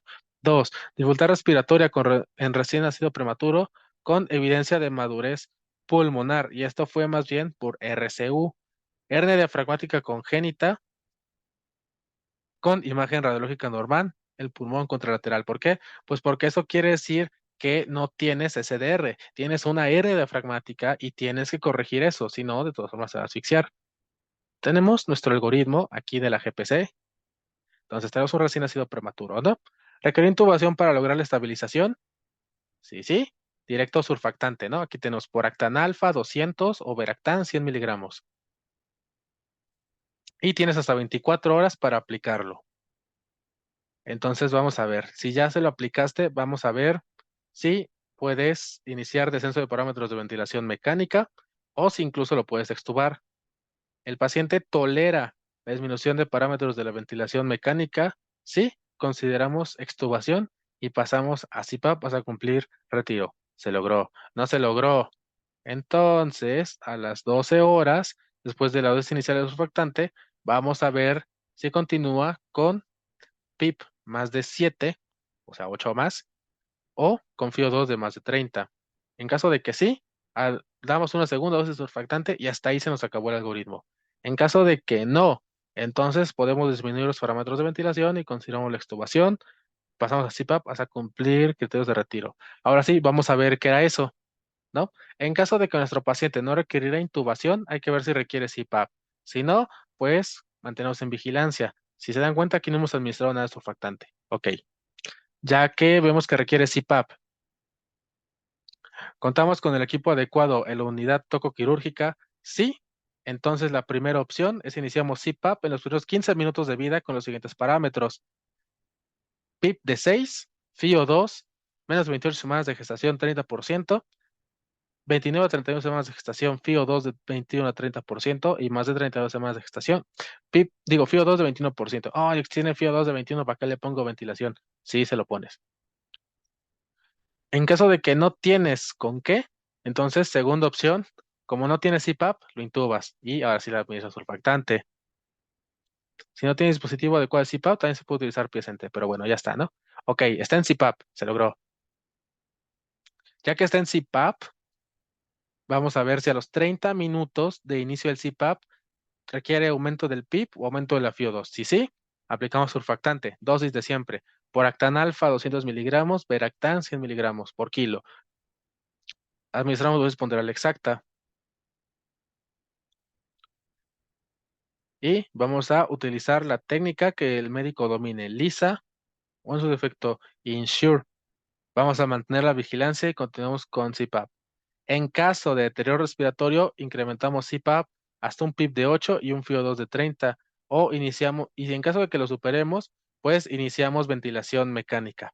A las 12 horas después de estar en ventilación mecánica y la dosis inicial de surfactante continúa con CPAP, un PIP más de 8 y un FIO2 de más de 30 o con ventilación mecánica asistida por volumen con PIP de 7 y FIO2 de más de 30, sí, aplicamos segunda dosis de surfactante. No, continuamos CPAP hasta criterios de retiro. Muy bien, entonces, entre los 30, bueno, más bien, si teníamos aquí, nos regresamos hasta acá, que aquí es donde dimos la vuelta, ¿no? A los 30 minutos de que inició el CPAP, ¿tiene una presión de 6 o menos y un FIO2 de 30 o menos? No. O sea, ¿tiene presión de más de 6 o FIO2 de más de 30? No. O sea, ¿tiene presión de menos de 6 y FIO2 de menos de 30? Sí. Entonces mantenemos vigilancia continua. Y si a los 30 minutos, 2 horas de vida, ya no requiere como tal un PIP de más de 6 y un FIO2 de menos de 30, pues vamos a irlo bajando y bajando hasta que le podamos quitar el CPAP. ¿Cuáles son los criterios de retiro? Los mismos que eran los de aplicación. PIP menos de 5, FIO2 de 21. Los tienes, fin. Se lo quitas y ya lo lograste. Un poquito complicado, pero pues hay que repasarlo una que otra vez. ¿Sí le entendieron a este algoritmo? ¿O nos regresamos?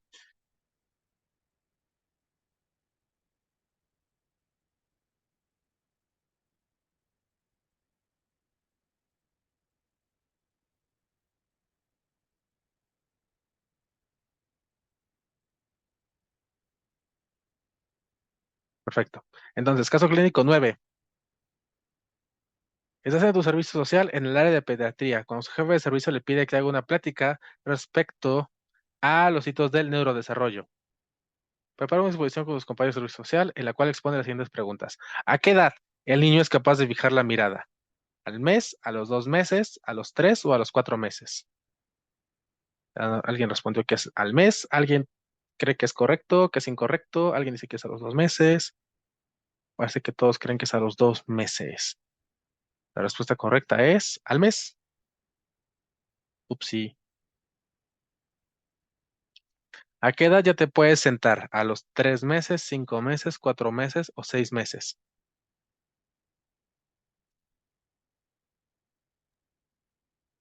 A los 6 meses, es correcto. ¿Y a qué edad ya te puedes parar? ¿O a qué edad es la bipedestación? ¿10, 12, 13 o 14 meses?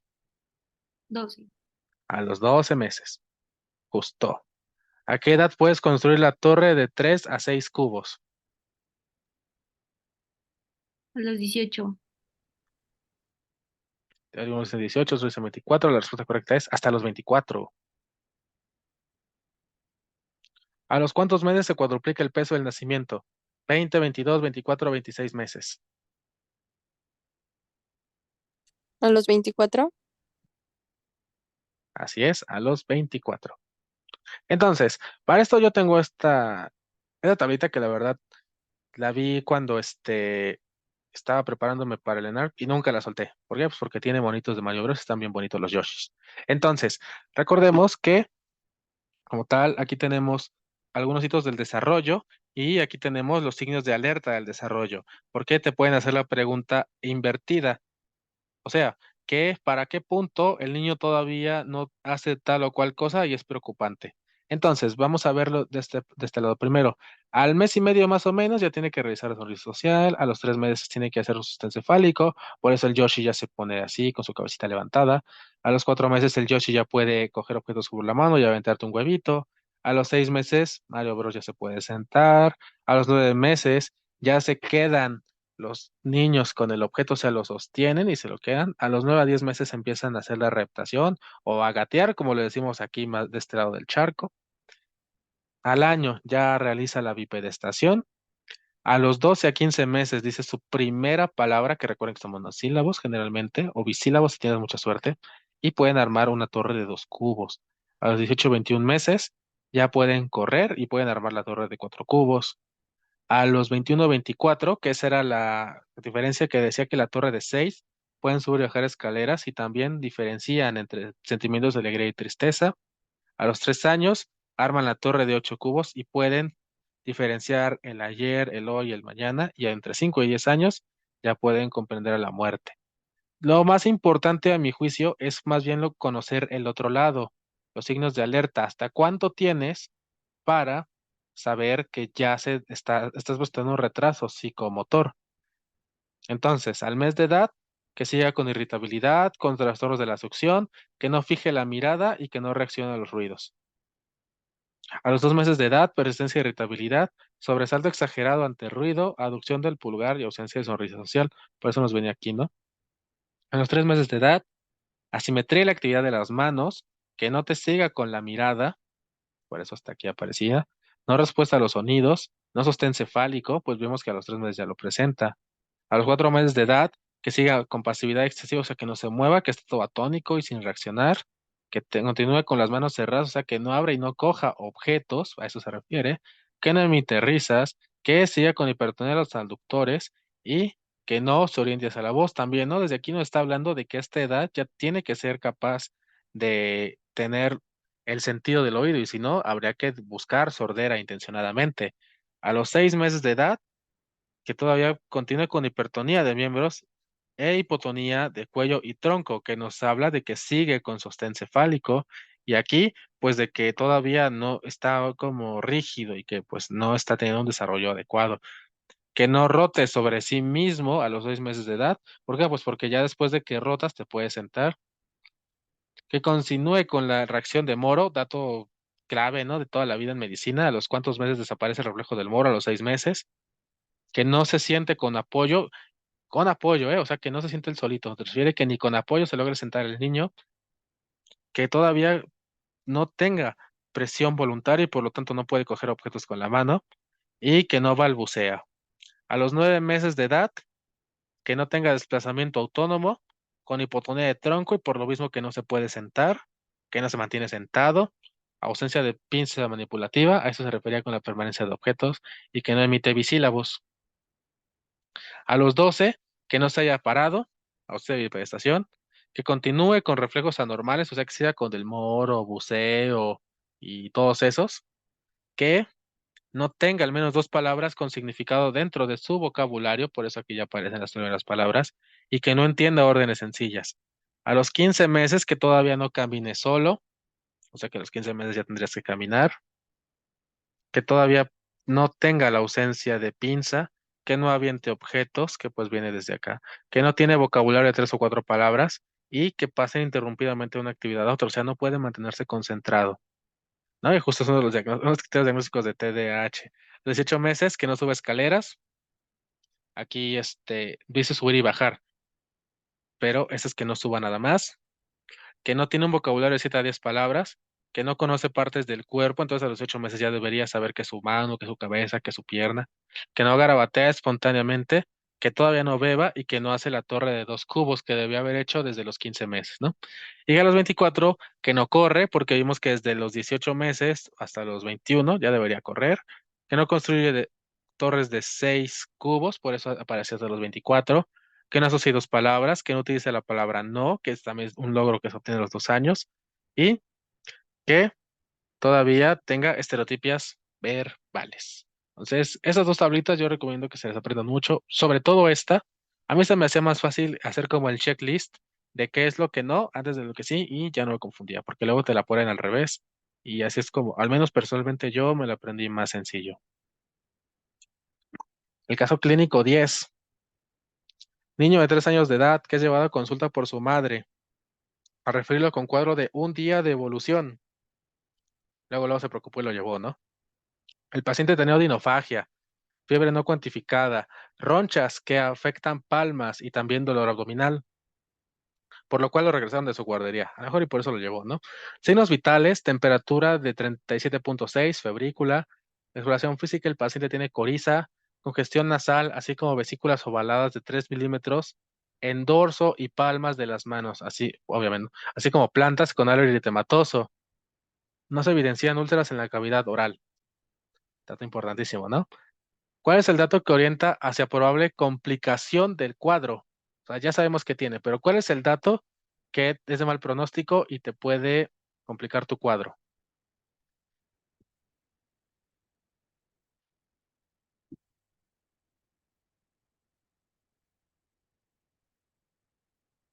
Muchos nos dice que es la C. ¿Alguien tiene otra opinión?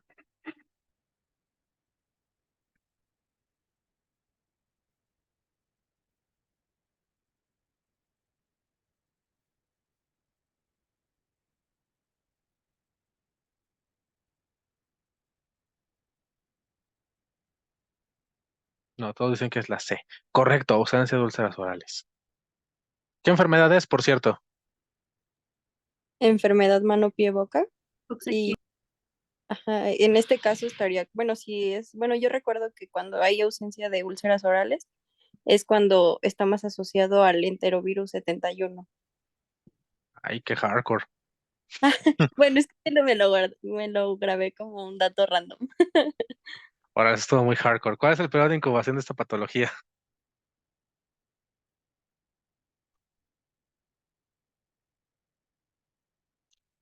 2 a 14 días, 2 a 20, 1 a 7, 7 a 21. Es el periodo que de 2 a 14. ¿Todos de acuerdo o quieren o creen que es otra? Está en lo correcto. Forma fácil de saber qué era esa la respuesta. ¿Cuánto duró el cuadro?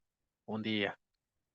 Es una técnica también para recordar estas cosas. Si se han dado cuenta, siempre en sus casos clínicos les van a hablar de una temporalidad de tiempo o que estuvo expuesto hace tanto tiempo o que o que desde hace tanto tiempo en la guardería, en la escuela, en la casa, su primo, su tía, no sé, empezó con síntomas. Entonces así también pueden apoyarse para recordar el tiempo de incubación. ¿Cuál es el agente etiológico más común? Ya les dijeron cuál no es.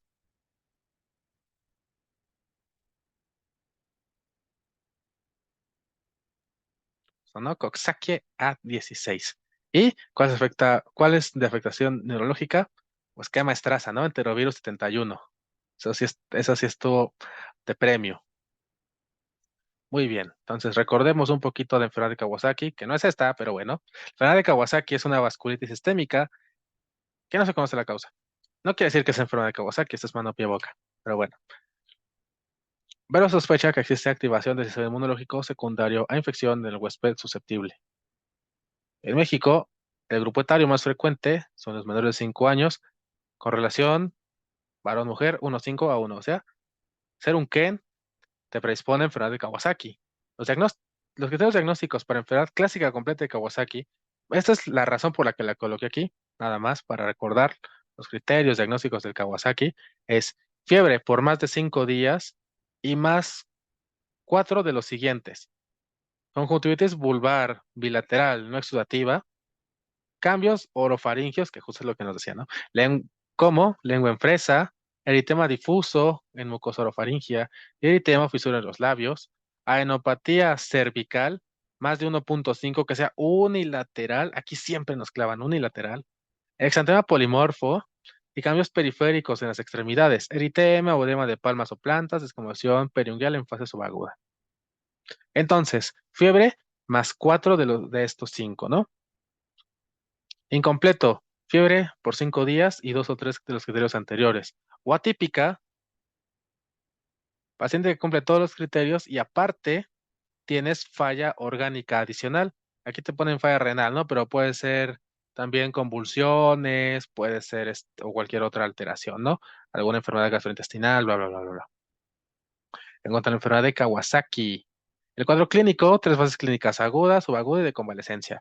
En la aguda tenemos fiebre que termina con la defervescencia, usualmente promedio 11 días o menos si se da tratamiento. La fase subaguda inicia con resolución de fiebre y termina con resolución del cuadro clínico en el día 10 de la enfermedad y dura 2 semanas. La convalecencia al final de la subaguda y continúa hasta que la BCG y las plaquetas regresan a la normalidad. Aquí nos dijo que tenía trombocitopenia, pero ahora lo sabemos, ¿no? Normalmente 4 a 8 semanas posteriores a la enfermedad. ¿Cuál es la complicación importante del Kawasaki? Que también otra razón más para agregarlo acá. Los aneurismas coronarios se presentan en la fase aguda. Pregunta de NARM de siempre. ¿Cuándo se presentan los aneurismas coronarios en la enfermedad de Kawasaki? En la enfermedad aguda, que incluso aparece desde el tercer día de la enfermedad y se desarrolla en el 20% de los pacientes sin tratamiento y son la principal causa de muerte y mortalidad de esa enfermedad. ¿Y por qué es importante? Porque es la excepción a la regla. Tratamiento. Cuando los pacientes ingresan en la fase temprana de la enfermedad y reciben tratamiento adecuado, se evitan lesiones cardíacas permanentes. Las alteraciones en las arterias coronarias es del 20% y por lo tanto el objetivo es un tratamiento adecuado con salicilatos. Es una de las únicas indicaciones de dar aspirina en un niño cuando tienes enfermedad de Kawasaki. Es recomendación de primera línea salicilatos, órdenes antiinflamatorias y también gamma globulina intravenosa. Puedes disminuir la frecuencia de los aneurismas hasta un 3%, o sea, te pasas de un 20 a un 3% si le das el ácido salicílico. Repito, no tiene nada que ver, esta era enfermedad mano-pie-boca, pero no hay GPC de enfermedad mano-pie-boca, entonces aprovechamos para hacerle repaso al Kawasaki, que era la exantemática que nos faltaba. Caso clínico 11, creo que es el último. En su jurisdicción del servicio social, su jefe de zona le solicita que realice una presentación acerca de epiglotitis. ¿Cómo identificarla y prevenirla? Con respecto al anterior, ¿cuál es el principal signo de la epiglotitis? La cialorrea, la posición de trípode, el estridor laringio o la disnea. Pos- B. Posición de trípode, Posición de trípode. ¿qué creen? Sí. No, es el estridor. ¿A qué edad se aplica la primera dosis que confiere alta protección contra esta enfermedad? Primero que nada, ¿quién la causa? ¿Se acuerdan? Hemofilus influenzae. Hemófilos influenzae B, ¿no? Ok, entonces, ¿cuándo se aplica la primera dosis? ¿En qué vacuna viene?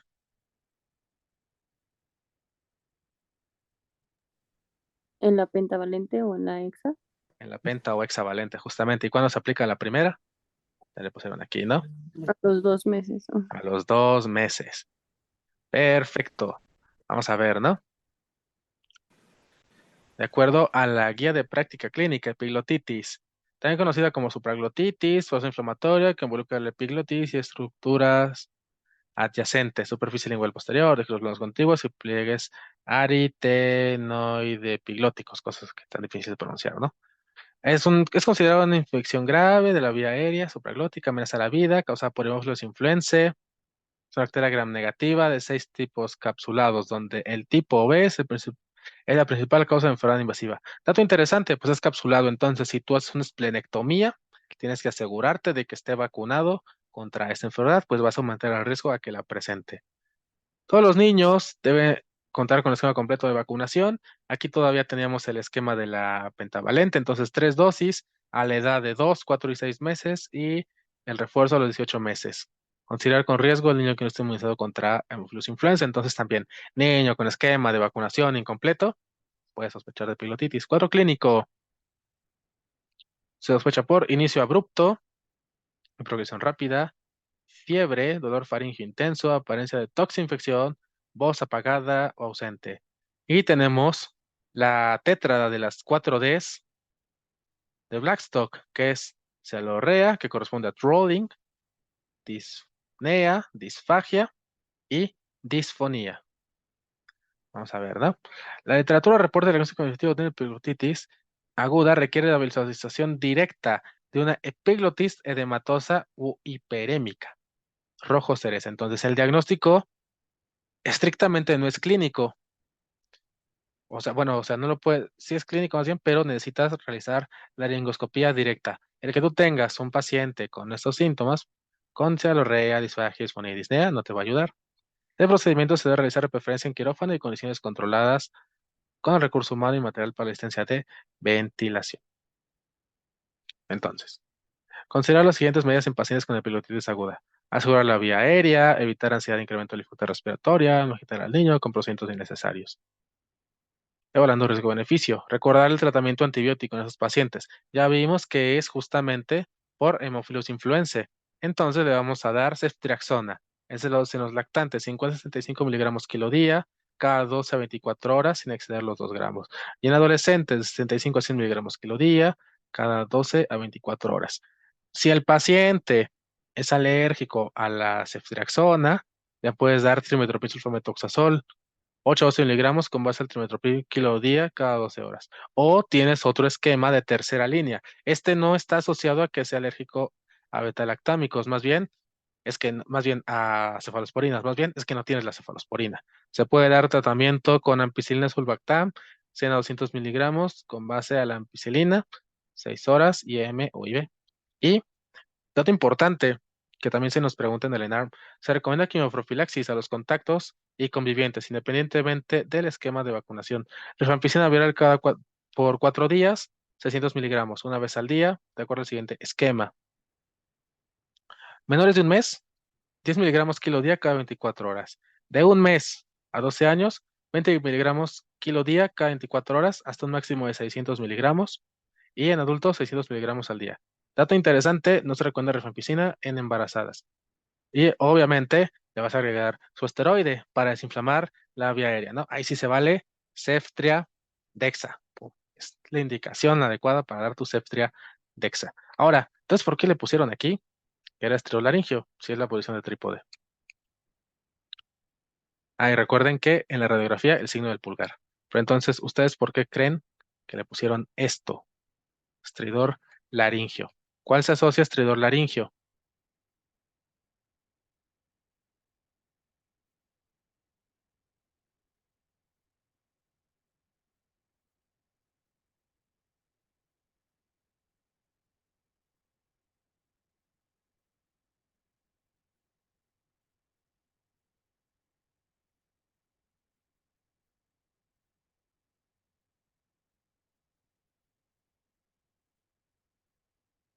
A Krupp.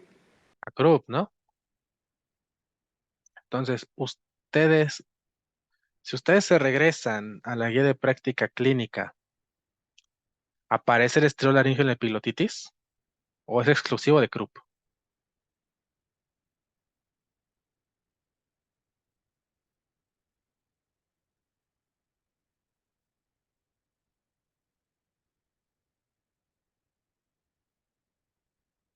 sí aparece, ¿no? Y justamente aparece como el más frecuente. Es una trampa de esas de la GPC, que sí te dice que el estridor laringio es el más frecuente. Desgraciadamente, pues sí, es una donde no aplican las mnemotecnias clásicas. Ujú. Así es, un estridor inspiratorio. Entonces, mucho cuidado con la GPC porque luego si te aplican esas. Hay que tener mucho cuidado. Digo, al final, lo que se busca también dentro de estos repasos es que ustedes, uno, aprendan a identificar datos clave para casos clínicos difíciles o preguntas mal planteadas, como fue el caso de esta, porque así te van a venir en el ENAR. Y tal cual, una pregunta mal planteada es una o quizá dos dentro de 30 y tantas que realizamos ahorita. Entonces, para que no se estresen, para que ustedes sepan que pueden tener una pregunta que la tienen segura y la tienen incorrecta por un error en la escritura, un error en la sintaxis, un error de comprensión suyo o de la persona que se le ocurrió hacer este examen.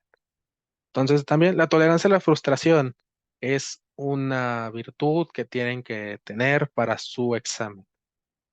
Entonces, sí, justamente era totalmente a propósito esta pregunta y su abordaje. Desgraciadamente, así es, así se las gasta Elena. Y bueno, eso fue todo por el repaso de hoy. Repaso larguito, ya casi 2 horas llevamos aquí juntos. ¿Tienen alguna duda o alguna Doctor, pregunta? Dígame. doctor, disculpe, me confundí en lo de Kawasaki, en la complicación. Es que usted dijo que la complicación era en aguda, en la fase aguda, pero Ujú. en la parte de las complicaciones dice que se presenta más en subagudas. Entonces, más Mm, comúnmente se presenta en la fase subaguda.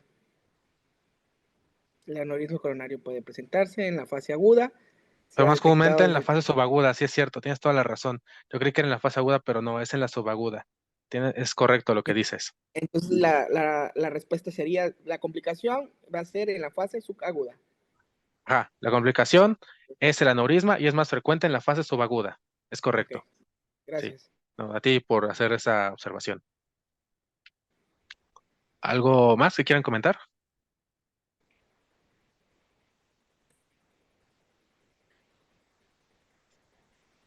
Sí, doctor.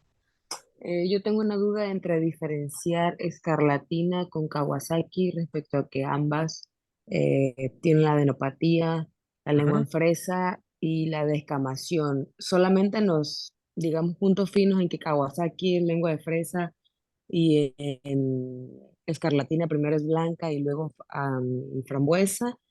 No, irte por eso Y sería la complicado. Cosas, adenopatía que, por ajá, ejemplo, aquí en Kawasaki, la enopatía, por eso lo remarqué, uno, unilateral. Dos, la conjuntivitis. ajá, Tres, el eritema de palmas o plantas. Porque en escarlatina tienes descamación, pero no vas a tener el sí, eritema como tal. Y hasta el cierto punto eritema, la descamación ok, en Kawasaki siempre te dicen que es únicamente periunguial. Aquí se limita. Estos son los que te van a ayudar muchísimo a diferenciarlos. ok, Y ok, obviamente cuando tú tengas un caso de escarlatina, de seguro te van a poner que tiene datos o tuvo antecedente de faringitis estreptocócica. O sea que sí tenía como tal el el estreptococo. exudado Ujú. purulento, el cultivo con estreptococo, la prueba de la proteína B positiva, el cultivo positivo. Y en este caso no, te van a decir Ok, que nada más es el niño que empezó así de la nada con estos síntomas. ok, ok, perfecto. Ujú. Gracias, doctor. De nada. Fernando nos dice que puntos esenciales de VIH en el embarazo y profilaxis en el neonato. Eso realmente lo tenemos en la clase de ginecología, pero no me acuerdo exactamente en cuál de las cuatro. Y también en infecto está repartido. Pero es buena idea. Voy a ver si puedo hacer como un recopilatorio, porque justamente como la abordan en el ENAR, pues vamos, cada quien como que lo tiene separado, ¿no? O sea, tienes tu parte de infecto para los adultos, tu parte para las embarazadas y tu parte para el niño, pero al final, entre todos, como se sacaron en diferentes tiempos o en diferentes años, pues como que no se coordina, ¿no? Hay varias cosas que sí están o repetidas o como que se contradicen. Pero sí voy a tratar de hacer una, no sé si sea en vivo o no, pero sí podríamos realizar un video sobre eso para ayudarles un poquito en ese aspecto. ¿Algo más que quieran agregar o preguntar o solicitar igual?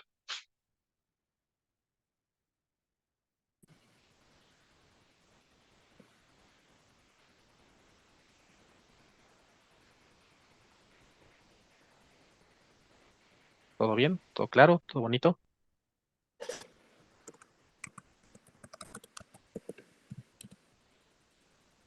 Perfecto. Bueno, pues si no hay nada más que agregar, muchas gracias por acompañarnos el día de hoy. Fue un repaso pesado, pero bueno, pues ahí vamos, ¿no? Espero que sigan estudiando muy bien y ya nos veremos en una siguiente sesión de repaso. Tengan buena noche. Hasta luego. Gracias, doctor. Hasta luego. Gracias, Doc.